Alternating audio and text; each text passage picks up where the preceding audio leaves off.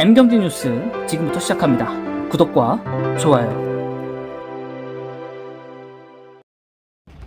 이번 뉴스는 펄어비스 새 게임 도깨비로 광고 사업에 도전한다고 합니다.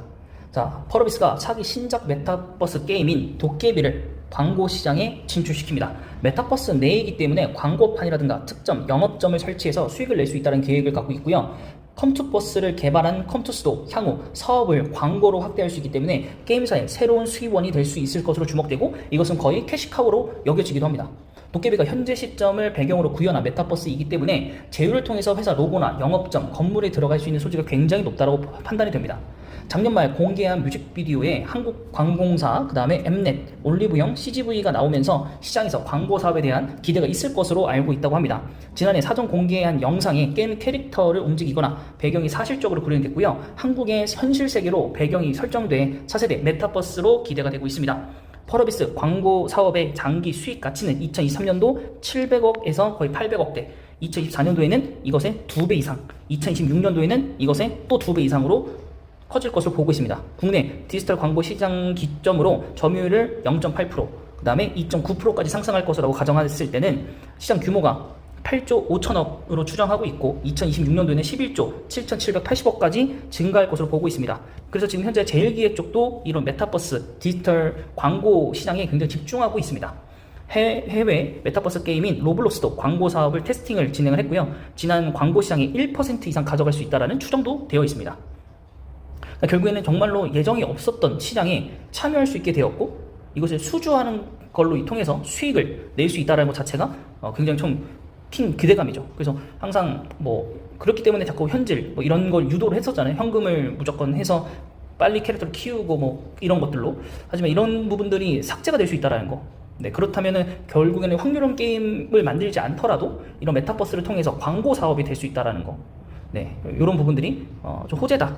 혹은 광고주들에게는 제일기획이나 이노션 같은 경우에는 메타버스에 대한 사업을 뺏길 수도 있겠다, 게임들에게. 네, 그렇게 좀 보실 수 있겠고, 지난 4월에 컴투스는 계열사 위직 스튜디오와 MP와 함께 합작 법인을 컴투버스를 설립을 했습니다. 올해 하반기에 본사가 먼저 입주를 하고요. 파트너사로 참여하는 하나금융그룹, 교원그룹, 교보문고 등이 차례로 입점을 한다고 합니다. 메타버스 내에서 경제활동이 이루어지는 만큼 제휴사 간판이 걸리고 유관 사업이 진행될 수 있다고 합니다. 아직 준비 중인 사안이기 때문에 비즈니스 모델이 아직 확정된 것은 아닙니다만, 결국에는 정해져 있는 길이지 않나 싶습니다. 결국에는 이제 메타버스 게임이 가장 대장주요로 여겨지고 있는 로블록스 자체부터가 테스팅에 들어갔다는 것 자체가 긍정적인 신호라고 보여지고 있고, 결국에는 이제 게임사들에서 현재를 배경으로 하는 게임을 많이 개발할 거라고 생각이 좀 들고, 그러면서 거기에 정말 뭐라 그럴까요?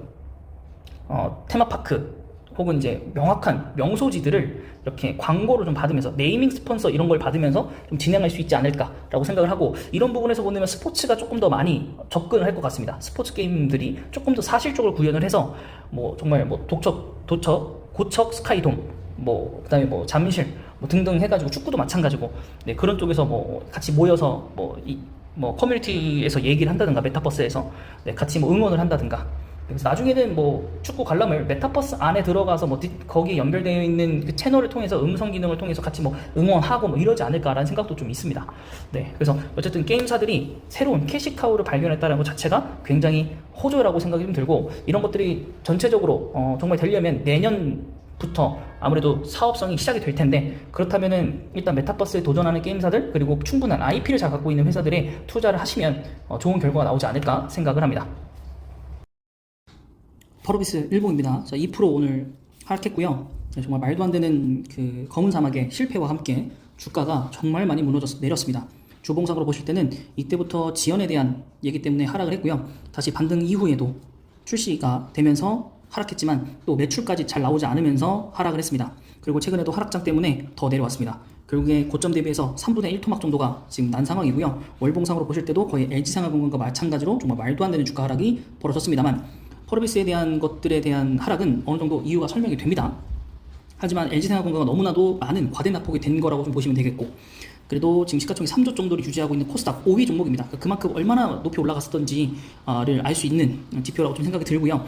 최근에 기관이 좀 많이 매도를 하고 있습니다만, 5만 주 정도 버렸을 때 5만 주 정도 이것을 외국인이 전부 다 받아간 모습으로 보여집니다. 여기에 10만 주 중에서 절반 정도는 기관 물량을 받아왔다고 보시면 될 것 같고요.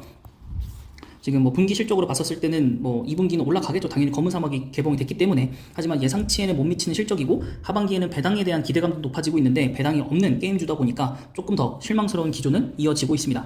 그리고 과대납폭으로 인해서 뭐 NC소프트까지도 거론되고 있기는 한데요. NC소프트도 이제 그 현금성 자산이 좀 많은 회사로 알려져 있죠. 그래서 여기도 좀 괜찮다라고 볼 수 있겠는데 아직도 바닥이 나오지 않았기 때문에 또 오늘 거의 신저가를 거의 썼네요. 38만 7천 원. 여기도 정말 말이 안 되죠. 절반 넘게 여기도 3분의 1 토막 났죠. 고점 대비해서. 이런 식으로 좀 보시면 될 것 같다. 그래서 시가총액이 8조 5천억 정도 되는 코스피 42위 기업이고요. 벌써 한 4년 전 주가로 돌아갔습니다. 말도 안 되는 주가이고 기간 매도이고 포지션 매도 자체이고 외국인도 포지션 자체는 매도라고 좀 보여집니다. 그렇게 됐고 지금 뭐 40만원 지키기도 힘든 그런 실정이고요. 뭐 실적 보시면은 하락으로 좀 보여지고 있고 또 리니지가 2가 이제 권역 2에서 좀 오픈을 좀 기다리고 있고 또 거기에 대해서 좀 어느 정도 매출이 나와야 되지 않나라고 생각이 좀 듭니다. 자, 그 다음에 이제 넷마블 보기 전에 컴투스를 한번 보도록 하겠습니다. 컴투스.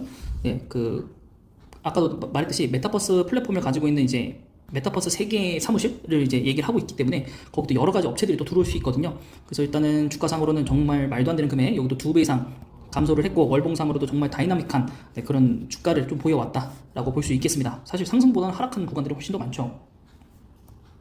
사실 좋아 보이진 않고요. 시가총액 1,001조를 깼습니다. 그래서 코스닥 46위까지 내려왔고 기간은 매수. 그렇게 조금 좀 상반되어 있는 지금 모습을 보여주고 있고 그래도 이제 자회사들 좀 들어온 것으로 봐서는 이제 조금 향후에 발전 모멘텀은 좀 있지 않겠나라고 생각이 좀 드는 회사 중에 하나입니다. 그래도 1분기는 실적이 안 좋았기 때문에 2분기는 뭐 반등을 하면서 그래도 어느 정도는 좀 감소할 수 있겠고 여긴 또 이제 게임주인데도 불구하고 배당을 좀 주는 회사이기 때문에 거기도 한번 확인은 한번 해보셔야 될 것 같고 그 다음에 컴투스 홀딩스 자체도 같이 연결되어 있는 회사이라서 여기도 주가는 많이 떨어졌습니다. 정말 많이 떨어졌고 그래서 약간 매력이 많이 사라졌어요.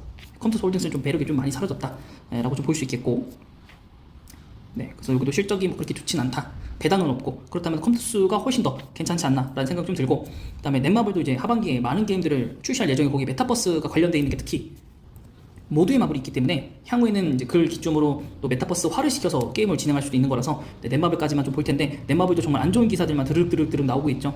달러화 대출을 했기 때문에 그 이자 비용이 어마무시할 수밖에 없고 주요 게임들의 실적이 좋지 않고 실적이 좋지 않다 보니까 주가가 내려가는 건 당연한 거고 그나마 기관들은 좀 매수를 좀 해주고 있는 상황이고 외국인이 오히려 매도를 하고 있는 상황입니다. 그래서 여러 가지 뭐 게임은 계속 나오고 있는데 앞에서부터 얘기했던 것들이 좀 지켜지지 않는 상황들 미국 상장하려고 하는 인수했던 그것도 결국에는 상장을 아직도 얘기가 나오지 않았고 제2의 나라를 만들었던 게임사도 결국에는 그 분할 상장을 시킨다고 했는데 그것도 결국에는 안 했고 계속적으로 실망 매물이 쏟아져 나오고 있고 거기에 1분기 실적까지 좋지 않았기 때문에 그렇게 한번 보시면 될 것 같고 배당은 좀 주지만은 컴투스가 훨씬 좀 괜찮죠. 같은 가격대인데 배당 금액은 2배 차이 나니까 그래서 넷마블보다는 컴투스가 좀 더 좋을 것 같긴 한데 이 메타버스 플랫폼을 가지고 어떻게 게임화를 잘 해느냐 거기에 좀 차이점이 있지 않을까라고 좀 생각을 하고요.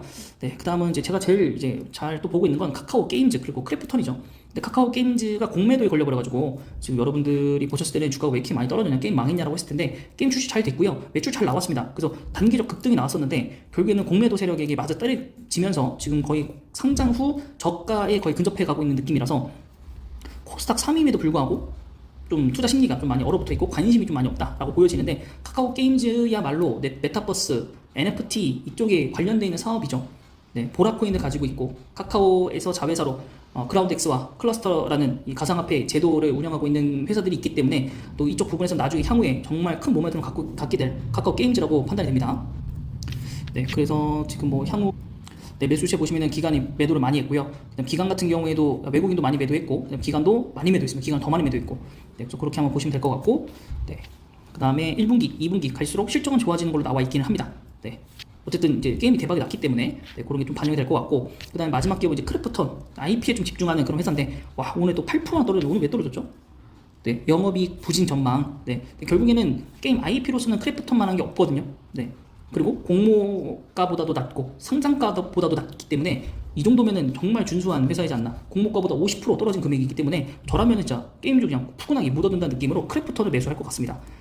그리고 지금 같은 가격대 사야죠. 근데 이제 영업이익 부진이니까 실적 나오면 더 떨어질 거거든요. 이제 그때 노를 사야죠. 최저점을 뚫을 것 같으니까.